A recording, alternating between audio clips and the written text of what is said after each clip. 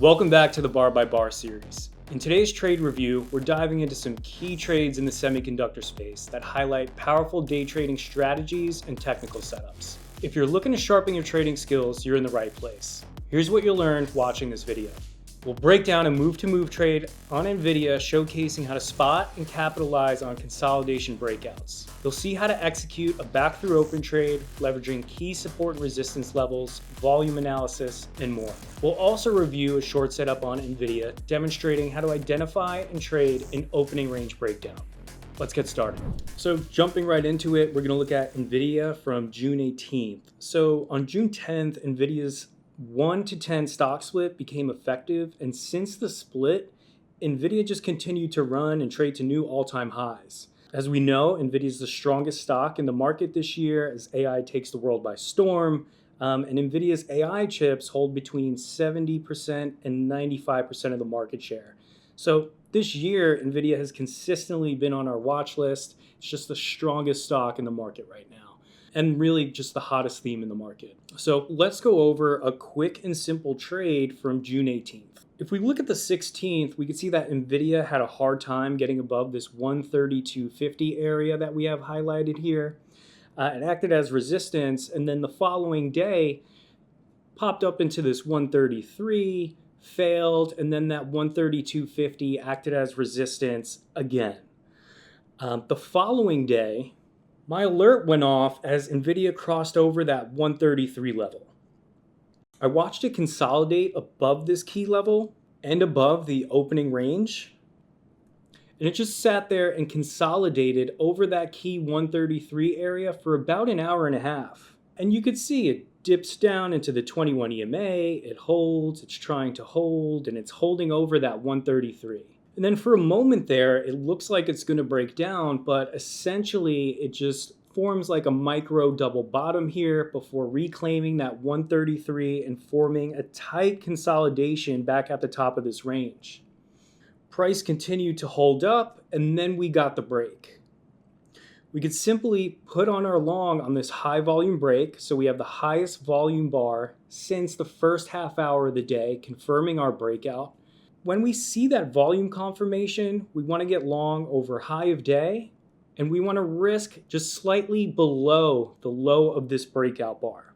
The reason for the stop is if this move stuffs and takes out that breakout candle, I no longer want to be involved. That's a reversal signal, and that could tell me that the longs that were buying this breakout are trapped.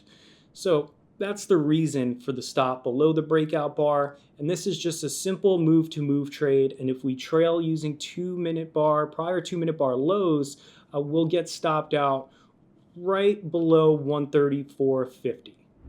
So now let's jump into a back through open trade on SMCI.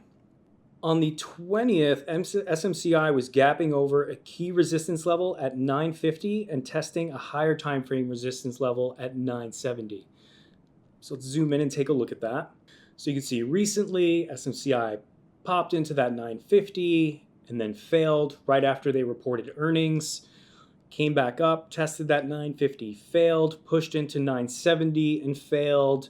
And then just a few days later, pushed into that 970 again and failed. So pretty key resistance level there. So on the day of the trade, SMCI was gapping above 950. This comes a day after Elon Musk tweeted that SMCI and Dell will be providing their servers for their supercomputer being built by xAI, which is Elon Musk's artificial intelligence company, which was the reason for this gap up. Off the open, SMCI wicks into that 950 level, which becomes support. Both levels were able to hold. So we have the pre-market low area and we have that 950 area. SMCI wicks down into it and then gets back above the open. And what's interesting is this 2-minute bar's volume, really since the open, is twice the bar threshold, which you could see down here at the bottom left of this volume window. This volume threshold is set at 3 standard deviations from the average of the last 10 days worth of 2-minute bar volume data. So you can see we're getting volume confirmation.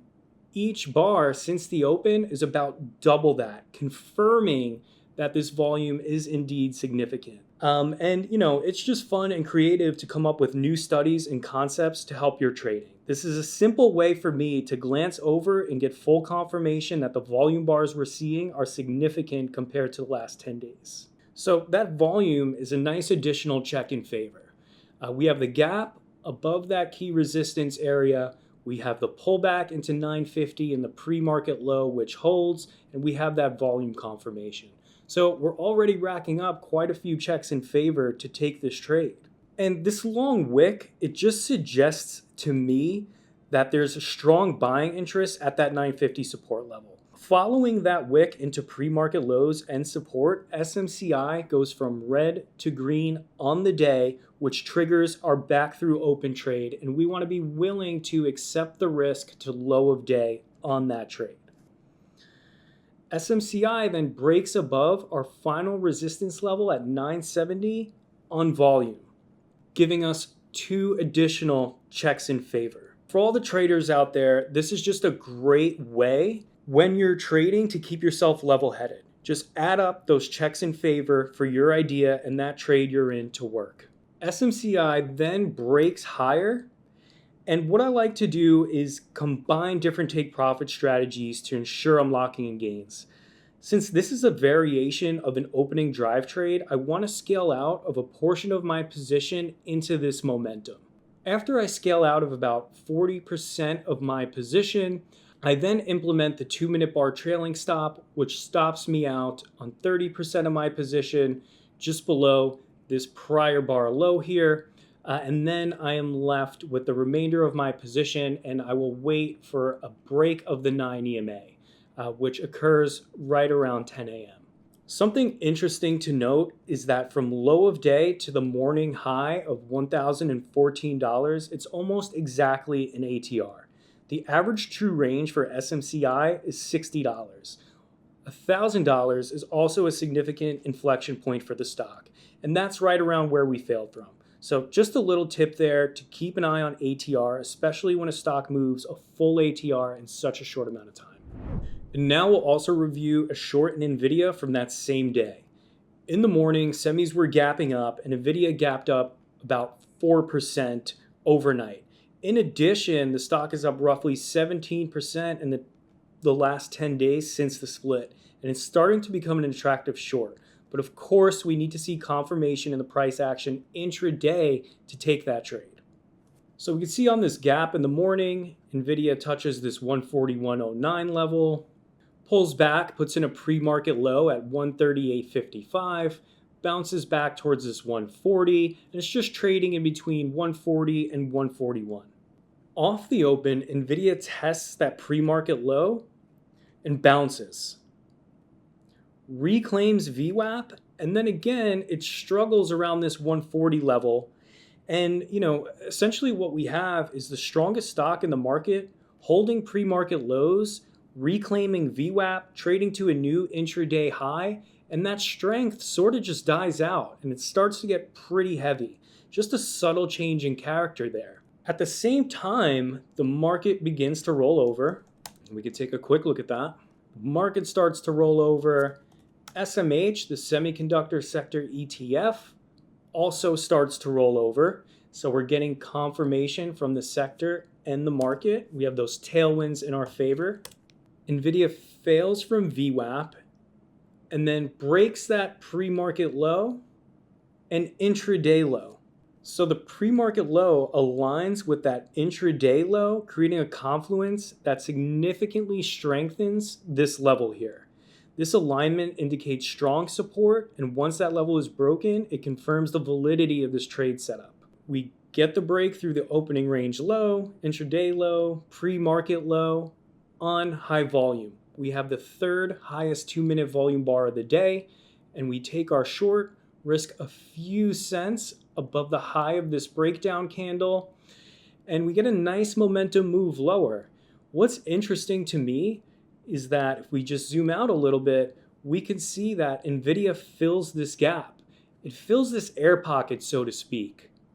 And as it fills this gap, it's just a natural place for the stock to start to bounce. So I cover a piece of my position.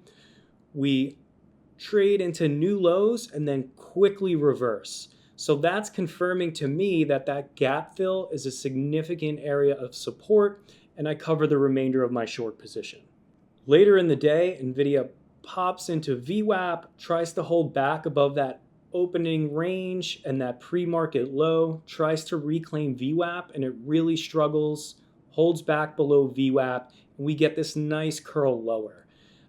Anytime I mention a curl, what I'm saying is that you could just see that steady selling pressure.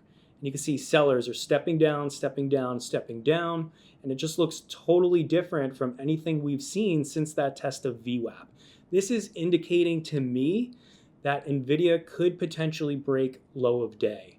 My team and I decided to put on 135 puts, just thinking that if NVIDIA breaks this low of day, we could get a sharp momentum move lower. And that was just a great way to express that trade. Thanks for tuning in. So you're an active trader, not doing as well as you want, not doing as well as you deserve, and you just can't figure out why you can't become profitable no matter how hard you try. Well, let me show you why.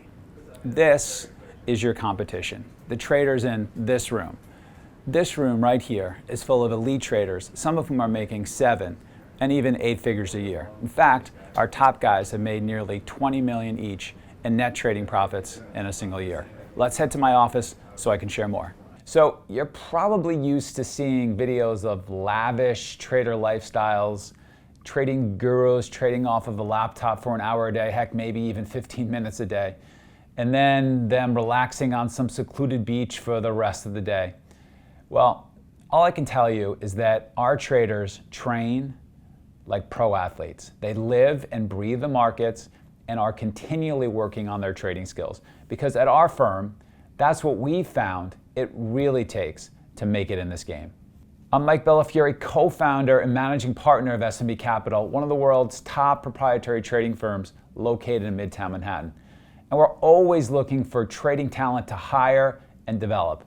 And not just to trade in-house on our desk, but also to trade from their own home, entirely using our firm's capital. And we have numerous traders doing just that, allowing them to make upwards of 7 figures trading the firm's capital without risking their own money. But to even get a shot at something like that, you need to have the right training. That's why we're doing a new free online presentation in which we share how you can get an interview with SMB to become an in-house or remote trader, trading firm capital without risking yours and gaining access to all of our firm's coaching and resources. And the best part? You don't have to be a profitable trader yet. In fact, we prefer to mold profitable traders with our methods and our techniques. That's why we have just 3 simple criteria that can earn anyone an interview. We're looking for highly ambitious and determined traders who fit our culture first and foremost. So if you believe that could be you, sign up for the free 1-hour online presentation by clicking the link that's in your top right corner of your screen now.